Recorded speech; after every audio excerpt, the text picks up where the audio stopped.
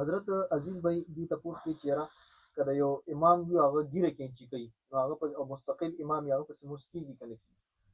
څوک چې ګیره قینچي کوي او کټکۍ یې وړکۍ جی نو دا فاجر او فاسق دته د شریعت په اصطلاح کې وایي. جی او فاجر فاسق سړی مستقل امام جوړول دا ناجایزه دي، حرام دي. صحیح نو کله کله که مونځ وکړي نو خیر دی، خو مستقل امام جوړېدل دا حرام دي.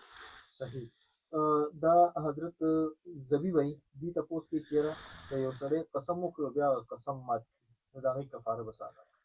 د قسم کفاره کې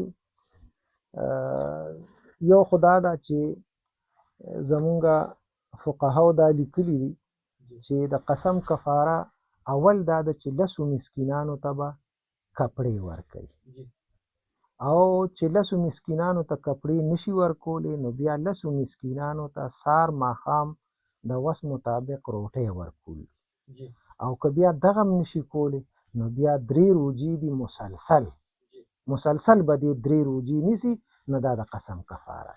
صحیح حضرت انعام الله بھائی دې تپوس کې چیرې امام هم یو وي او مقتدي هم یو وي نو دوی به چې کوم دی لمونځ څنګه کوي؟ فقهاو د دې لپاره طریقه دا ښودلې ده چې امام ودرېږي نو د ښي طرف ته لږ شان وروستو جی مقتدي به ځان پسې ودرېږي. جی نو چې کله که بل کس راغی خو بیا به د امام یو قدم واخلي او مخکې به لاړ شي، نو به دا بل کس په ده سره ودرېږي او 2 کسه به شي.